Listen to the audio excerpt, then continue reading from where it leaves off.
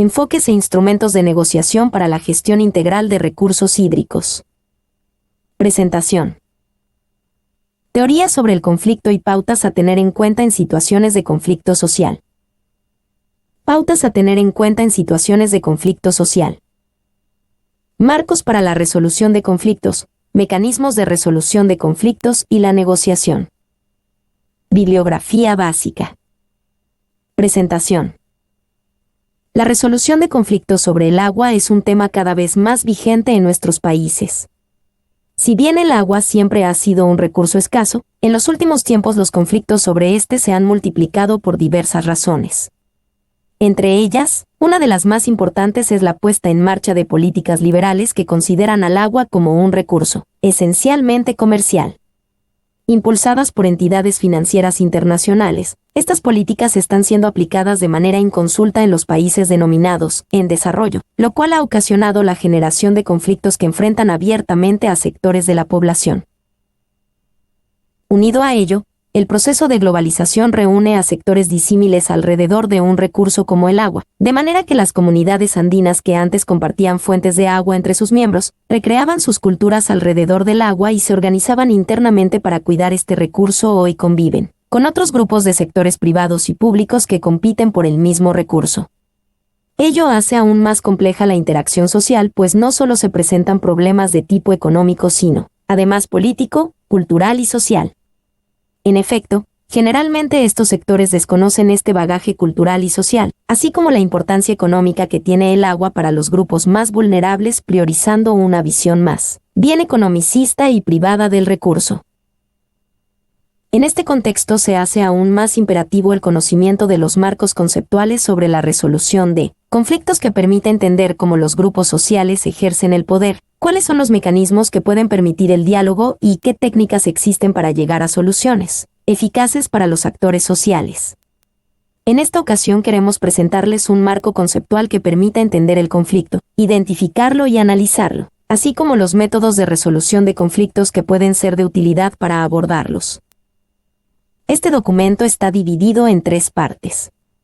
Una primera introductoria que contiene una aproximación general a la gestión integrada de recursos hídricos y sus principios, orientada al manejo de los conflictos. Igualmente incluimos algunos principios legales que pueden ser de utilidad en situaciones de conflicto. En la segunda parte, enfocamos el conflicto desde una perspectiva antropológica y proactiva y mencionamos ciertas pautas generales que se debe tener en cuenta en una situación de conflicto. En la tercera parte, mencionamos algunos elementos para crear un marco de resolución de conflictos. También incluimos los mecanismos de resolución de conflictos que existen en la actualidad, haciendo hincapié en la negociación social. Primera parte, la gestión integrada de recursos hídricos y principios legales para la resolución de conflictos. ¿Qué es la gestión integrada de recursos hídricos? Según el Global Water Partnership, la gestión integrada de recursos hídricos es el proceso que promueve el manejo coordinado y el desarrollo del agua, la tierra y los recursos relacionados para maximizar los beneficios económicos que resultarán en una manera equitativa sin comprometer la sostenibilidad de los ecosistemas vitales.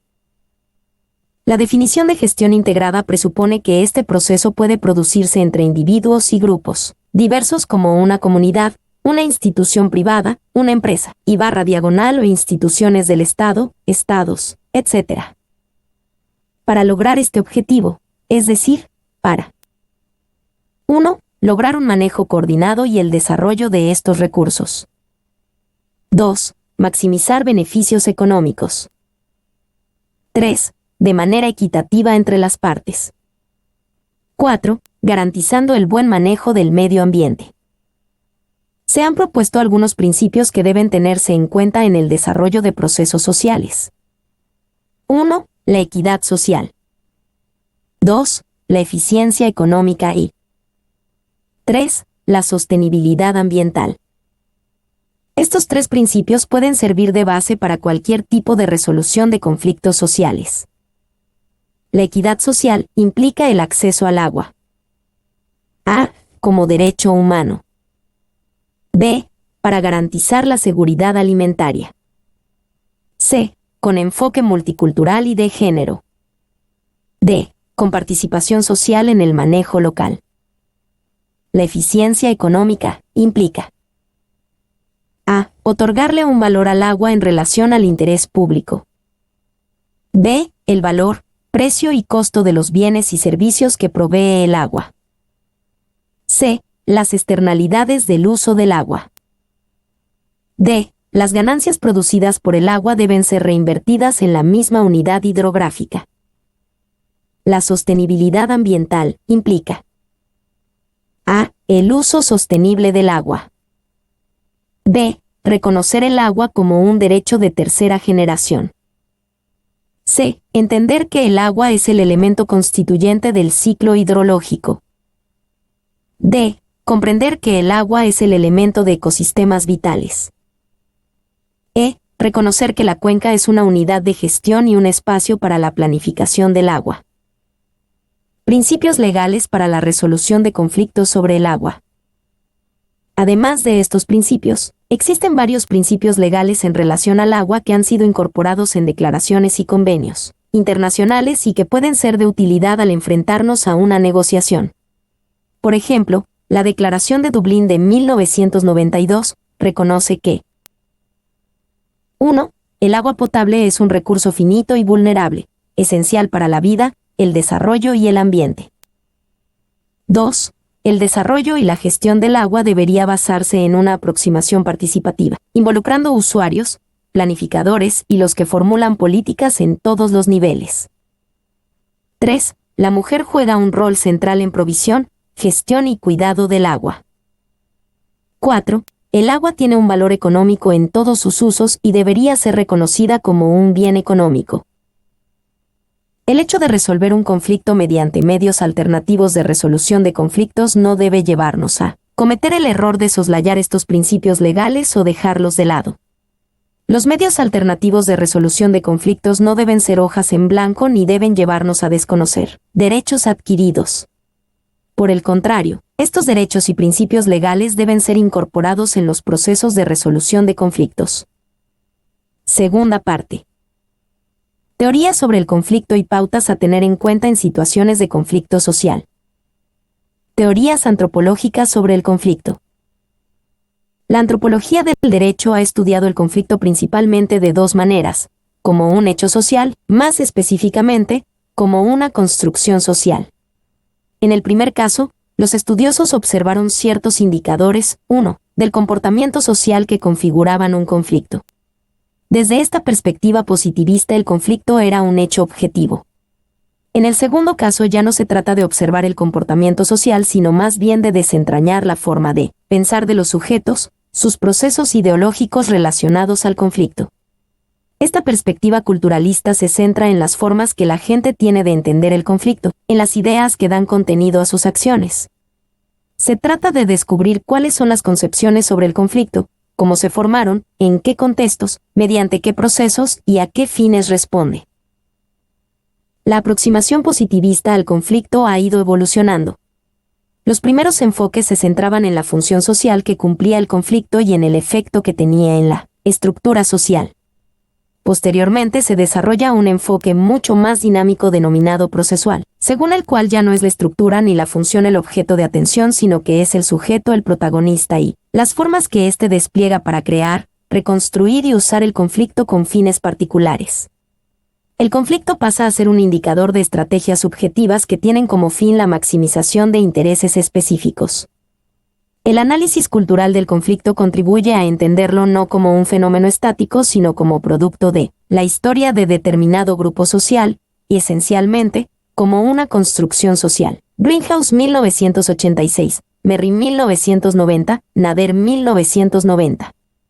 Estas construcciones generadas no solamente por los grupos estudiados, sino también por los científicos sociales, antropólogos, sociólogos y abogados que estudiaban a dichos grupos, asignaban valoraciones positivas o negativas al conflicto formando parte de complejos juegos políticos.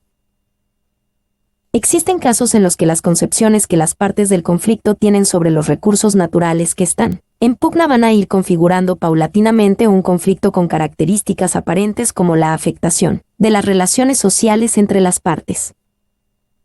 Durkheim y Glackman pensaban que el conflicto era una especie de patología social que debía resolverse para restaurar el equilibrio social, mientras Radcliffe Brown puso en duda esta aseveración sosteniendo que debía ser comprobada. Harris, 1968. Por su lado, Bohannon indica que el conflicto es un elemento inherente a la vida social, que las sociedades han encontrado formas de negar, evitar, convivir o manejar los conflictos, que los conflictos no pueden eliminarse, que la negación del conflicto sí es una patología y que el conflicto puede evitarse, soportarse o manejarse de diversas formas, incluyendo el derecho, 1957, 1989. Cabe mencionar que los conflictos pueden ser latentes o manifiestos. La antropología del derecho se ha referido a estos últimos como disputas o confrontaciones. Uno de los antropólogos que ha estudiado exhaustivamente el conflicto es Gallagher 1979, quien desarrolló un concepto universal de disputa con fines de análisis comparativo (2). Para ello, el autor presenta un esquema evolutivo que clasifica los conflictos en función a sus causas y a las formas de resolverlos. Según este esquema existen problemas, desacuerdos y disputas. Los problemas surgen ya sea por la naturaleza de la relación o alguna característica de la misma y por algún comportamiento en asuntos de interés para las partes. Los desacuerdos se caracterizan por ser resueltos en la misma relación de manera privada entre las partes. Gallagher 1979, 75. De mayor gravedad, las disputas surgen cuando las partes no pueden resolver su desacuerdo y se presenta una crisis en la relación al reconocer que no pueden resolver el conflicto entre ellos, y una vez que se ha llegado a tal conclusión, una de las partes decide llevar el desacuerdo a la arena pública para que otras personas intervengan, se apliquen las normas de dicha sociedad o grupo y finalmente se resuelva el conflicto. Para ello es necesario que la otra parte acepte participar en el proceso de resolución del conflicto. En términos objetivos se produce un conflicto cuando una relación existente entre dos o más partes es afectada, o nace afectada y se pone en cuestionamiento el statu quo. El conflicto también expresa una lucha descarnada de poder por aspectos materiales y /diagonal o legales que afectan el statu quo de las partes, sus grupos y la propia sociedad, y que influye en las representaciones culturales que las partes tienen sobre estos aspectos, el conflicto y sobre sí mismas. El conflicto es la interacción productiva de intereses y valores que compiten entre sí. Es una función de cualquier sociedad y representa una oportunidad para identificar problemas, resolverlos y lograr el cambio social. Pautas a tener en cuenta en situaciones de conflicto social. Un buen proceso de resolución de conflictos es aquel en el que los interesados tienen la oportunidad para entender realmente las necesidades del otro, desarrollar un rango de alternativas para responder a esas necesidades y alcanzar una solución mutuamente acordada. La importancia del contexto. No debemos olvidar que los conflictos y su resolución ocurren en un contexto cultural, político y social particular. Cuando se trata de resolver un conflicto debemos tener en cuenta ciertos principios. 1. El enfoque debe ser en los intereses reales de las partes que generalmente están subyacentes. El debate debe centrarse en intereses, no en posiciones. Los intereses son las necesidades y preocupaciones reales de las partes, mientras que las posiciones son propuestas que la gente hace para satisfacer sus intereses. Intereses. Necesidades, preocupaciones. Posiciones. Propuestas, medios, soluciones. Lo que uno quiere. Cómo pretende lograrlo. Generalmente, los actores expresan sus posiciones, no sus intereses. Se trata entonces de descubrir cuáles son sus verdaderas necesidades y preocupaciones. Suele ocurrir que los participantes expresan sus posiciones, es decir, expresan la forma como pretenden solucionar el problema sin mencionar sus verdaderos intereses. Ello dificulta el diálogo. Ejercicio 1.3. A partir del siguiente diálogo se deben descubrir los intereses de las partes que negocian. Negociador 1. Hay que restringir la caza de ciervos por parte de los habitantes locales. Negociador 2. ¿Los habitantes locales están cazando demasiado? Negociador 1. Están cazando sin restricciones y el número de ciervos que vive en el bosque está disminuyendo. Negociador 2. A ver si le entiendo bien. ¿Piensa usted que los habitantes de la localidad están haciendo que se extingan los ciervos? Negociador 1. Bueno, el caso es que el número de ciervos del bosque está disminuyendo desde hace varios años. Negociador 2. Compartimos su preocupación. Vamos a tratar de alcanzar algún tipo de acuerdo sobre la proporción en que los ciervos han disminuido en los últimos años. Luego, tal vez podríamos discutir algunas posibles causas del problema. 2. Incluir a todos los afectados significativamente en un proceso justo y respetable. Los interesados son los individuos o grupos que están directamente involucrados en el conflicto o quienes pueden ser afectados por la forma en que se resuelve el conflicto. Un esquema lógico podría ser el siguiente: inclusión, participación, compromiso, responsabilidad, propiedad. 3. Comprender el poder que los interesados / afectados tienen y tomarlo en cuenta al tratar de solucionar el conflicto. El poder puede ser un poder real o irreal. Para identificar el poder de cada participante, podemos clasificarlo en poder de posición, influencia y autoridad, poder de conocimiento, poder personal, poder económico, poder político, poder legal, poder físico coercitivo, militar o policial, poder de las armas, poder grupal, si su grupo tiene poder. Tercera parte. Marcos para la resolución de conflictos, mecanismos de resolución de conflictos y la negociación. Existen algunos elementos para crear un marco de resolución de conflictos. 1. Determinar los roles al empezar el proceso de resolución de conflictos. Abogado, representa y aboga por un interés particular. Árbitro, toma una decisión a pedido de los interesados. Componedor, el que convoca, inicia y diseña el proceso de resolución de conflictos junto a los interesados. Experto, provee información que puede ser útil para resolver el conflicto. El que toma las decisiones, tiene autoridad para decidir, puede o no ser una autoridad. Mediador, sirve como parte neutral para asistir a los interesados a resolver el caso. Negociador, participa como un representante de un interés particular en discusiones con otros interesados para resolver el conflicto. Interesados, los individuos o grupos que están directamente involucrados en el conflicto o quienes están afectados por la forma en la que el conflicto será resuelto. 2. Apreciación general. Es un intento estructurado de evaluar la naturaleza del conflicto. Se debe determinar quiénes están involucrados y obtener otra información que podría ser útil en diseñar un proceso de resolución de conflicto efectivo.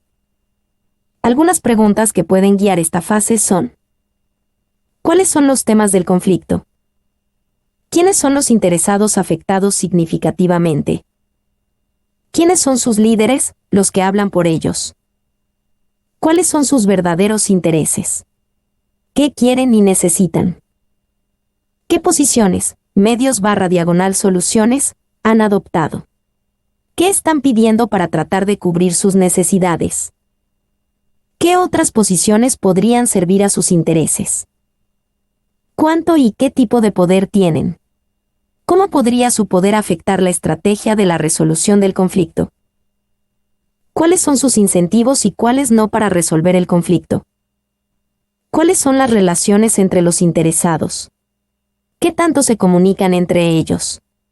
¿Cuánta confianza hay entre los grupos interesados? ¿Hay necesidad de alguna suerte de mediador para ayudar a resolver el conflicto? ¿Qué es conocido o desconocido sobre los aspectos científicos o técnicos del conflicto? ¿Cuánta información tienen los interesados? ¿Qué información adicional debe ser recolectada para ayudar a los interesados a participar eficientemente y llegar a una buena solución?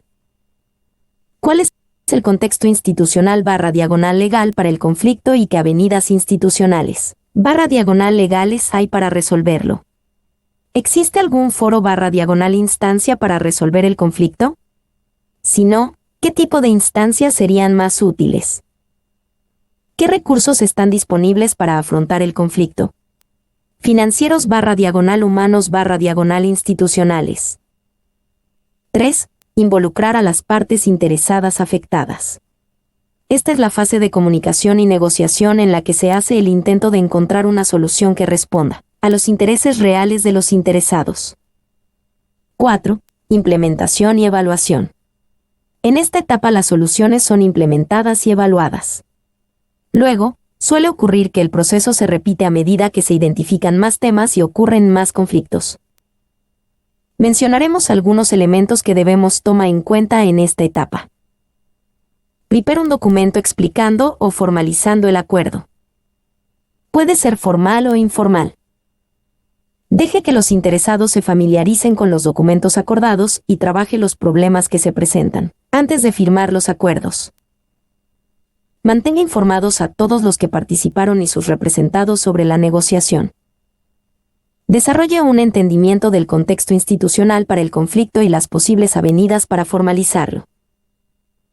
Incluya a aquellos con autoridad o poder para institucionalizar el acuerdo. Puede establecer un comité de gestión u otra instancia para monitorear el cumplimiento del acuerdo y mantener a todos informados. Si el conflicto vuelve a surgir, debe repetirse el proceso de resolución de conflictos de una manera abreviada. Mecanismos de resolución de conflictos. Existen varios estilos para resolver conflictos. Algunos de los más comunes son la negociación, la mediación, el arbitraje, la conciliación y la adjudicación. La adjudicación es usada en los tribunales estatales de justicia. A los otros estilos de resolución de conflictos se les ha denominado medios alternativos de resolución de conflictos, connotando con este adjetivo que son maneras de resolver conflictos alternativas a la administración pública de justicia. Esta característica, sin embargo, se está desvaneciendo en la medida que estos métodos están siendo incorporados en la estructura jurídica y de justicia del Estado.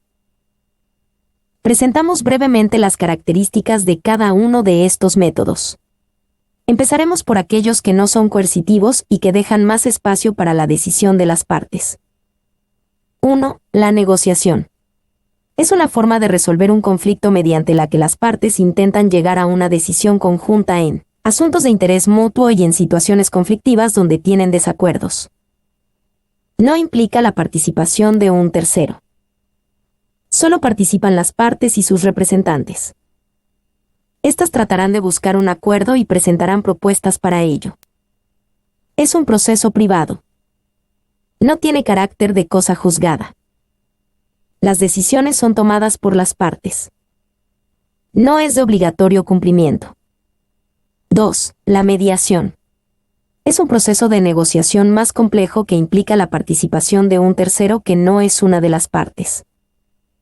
El mediador puede ser un individuo, un grupo de individuos o una institución. Las partes escogen al mediador. Debe ser neutral.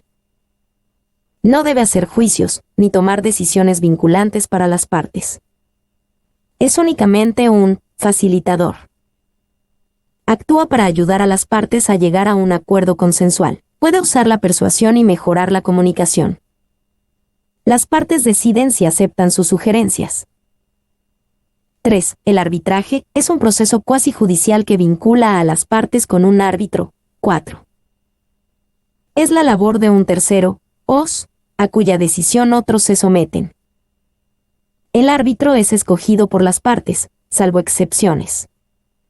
Sus decisiones son imperativas. El resultado es un laudo arbitral con efectos jurisdiccionales y de obligatorio cumplimiento. El juicio arbitral debe seguir ciertas normas procesales preestablecidas. El árbitro recurrirá a su criterio de conciencia y en base a este evaluará las posiciones de las partes. Propondrá una solución que deberá ser aceptada por las partes. Las partes se obligan a no llevar la controversia a los tribunales ordinarios sin el previo fallo arbitral. Tiene efectos erga omnes. 4. La conciliación intraproceso. Es la facultad que tienen el juez y las partes de resolver el conflicto aviniendo los intereses contrapuestos de las partes en cualquier etapa del proceso judicial de primera instancia. Es un acto trilateral, las partes, sus representantes y el juez.